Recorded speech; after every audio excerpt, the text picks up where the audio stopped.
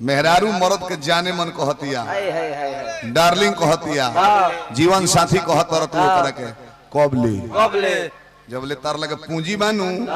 केवाड़ी बन को के मौगी सुतावतिया, कपार दबतिया, गोड़ दबतिया, आगे बुझाता तन होता। जब तहार सुगर उगर होके व्यवस्था गबड़ा गई तो कहतिया तारा बुद्धि नहीं खे, दुआरा बंगला में सुतल लइका फैका सियान भइले सब कहे जले व्यवस्था दे तले लइकवा छोट रहले सब। देखी चाचा आप कहता है तना पर ध्यान दे हो, व्यवस्था रहो ठीक बाबे, रात भर में 2-3 बार खाना खियाओ तनी खाता है तो जहाँ भोजन समाप्त भइल के मौके तो दुआरा सूती, दुआरा मरद के सुता देती है, 2-2 दिन 4-4 दिन लगे जात नहीं खे। अपन जो मन होता नु तो कटोरी में तेल लेके जाते थी, घाम में बहुत थाक गइल बड़ा, मूड़ी पर दाबो तेल ले ले भैया 10 ग्राम आता हर 20 ग्राम खींचे के फिर में लगा मेहनत करी। 2 जना पुरानिया गांव में मर जाओ लोग, एगो गिरहस्थ पुरानिया मुअल बड़े चाचा। देखी चाचा और खुद हमारा बात पर विचार करो, उम्र हुआ इतना नहीं खे, अनुभव नहीं खे, बाकी चाचा रो विचार करो। 2 गो पुरानिया तिखमपुर में मर गए हो से के साल 2-3 महीना आगे पीछे, तो जौन गिरहस्थ हो है नु उनकर बेटा पतो 1-2 घंटा रोवे ललू, पापा चल गए तो लोग चुप करके चुप रहो, उम्र हो गल होनी है तो वो समझाइए अपने मेहर के चुप रहो, पापा को उम्र हो गल चल गए 1-2 घंटा रो के छुपा जाइलो। उहे मिलिट्री से रिटायरमेंट एगो पुरानिया मोल बड़े तो पतो हो सांझ ले रोती या चुपाती या फिर रोती पापा हो पापा, वाह में रोती है कि पापा अपने तो गईबे कहला 40,000 पेंशन ले गए पापा। माया के बाजार भाई केहू केहू के बाना जौन पापा पेंशन उठावता रे नु 40,000 27 तारीख ले पूछे वाला केहू नहीं खे, 28 तारीख का बड़का लड़का जूस लेके आवता रहे, 29 तारीख के सेव,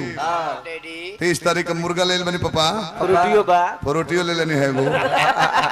31 तारीख का पापा रारस ले बनी खोसी बा काहे खाती कि पहली के पेंशन उठे ले मोटरसाइकिल पर लेके जाई है, पेंशन उठ गई फिर 2 तारीख से आलू कचरत रहा बिना मसाले के।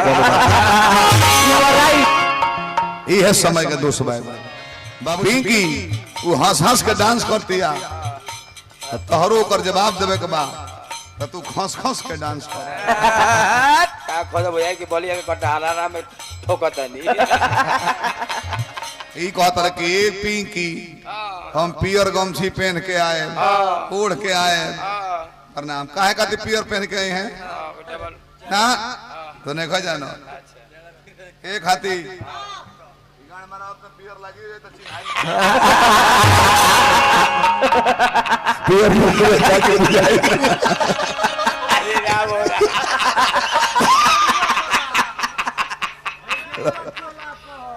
फेल बने में कृपया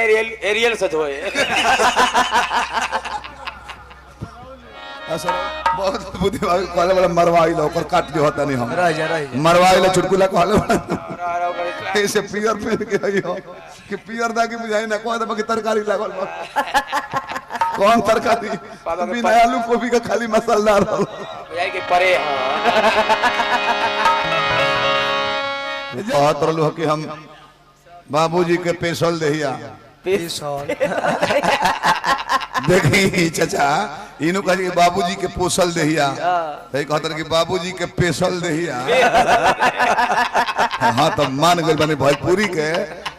माने लाते मुंह के मार के बर्बाद कहता रो हेंगा कुंवर जी एक दिन पीले रहले त ई ने कहल कि पोसल पालल कहता कि पिंकी तरह बाबूजी के पोसल पेलल दे देखो भोजपुरी साफ साफ बोलो तारा पोसल कहते पिंकी कहता कि हमरे बाबूजी के पेशल देहिया अभी ले दर्द कर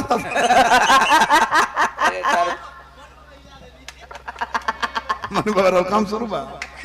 हंसी अब खाली हंसी गौलर लहा गीत में कि तो नया गीत नहीं होगा हमने के लय मोरे के जानी ले जा लय मोर दिल जाए ऐसे कि हमने के कुल चीज में मोरा पिंकी बाड़ी रानी बाड़ी शादी ब्याह बीत गइल बा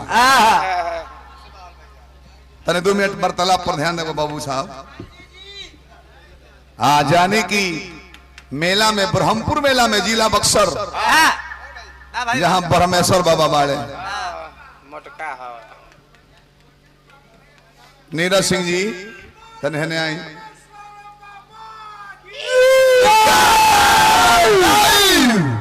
एगो माला अरे 3 गो सखी वालो ठीक है छोटी कुमारी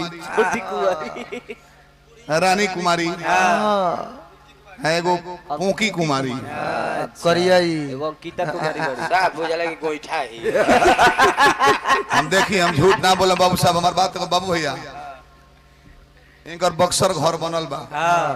आ सवेरे सवेरे विदाई लेके हम लौटर नहीं कोचस से अच्छा आ बरसात के मौसम रहे झिमी झिमी बारिश होत रहे आई बेचारी उज्जर मैक्सी पहन के नीचे कुछ पहनले ना रहे आज हिसी देह पर पड़ गेल बाबा अब उज्जर जानते बने उज्जर गमछी पहन के कॉल पर रही जला तो वही पहनले बने जब नहाए लगबनु आ कपड़ा भींज जाए तो नीचे तो भाई की डायरेक्ट भूत खड़ा बा उज्जर मैक्सी पहनले नीचे कुछ पहनले ना रहली बारिश से भींज गए रहे सट गए रहे देह में तले गाड़ी आई तो चीन गन के पिंकी हो हम कहे पिंकी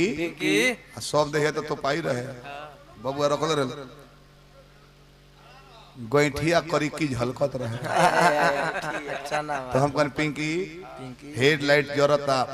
बंद कर देते कहते कि हेडलाइट जरे दो बिजली तारा बाप के नहीं खनु जरो हम कहे पिंकी बिजली तारा बाप के जोरे चाहे हमारा बाप के जोरे लोड तो पुलवे पर नु पड़ता है का चाहता रू वोल्टेज दे के पोल ढा देबू गांव भर के अनहार कर चाहता लगी फेदे साइड करे फ्यूज करबू मर्दा क्वेश्चन बात नहीं बताओ बोलो थोड़ा बढ़ा दीजिए बढ़ाइए ना हेलो बढ़ाइए हेलो थोड़ा सा और अरे उठाइयो हो इतना ही कि सीटी ना दे बस बस बस इतने बढ़ाओ बाकी फाटे ना आवाज बड़ा लेकिन इहो बोलो तो हेलो ए ता साउंड है गांव कहो ओ माय गॉड ठीक है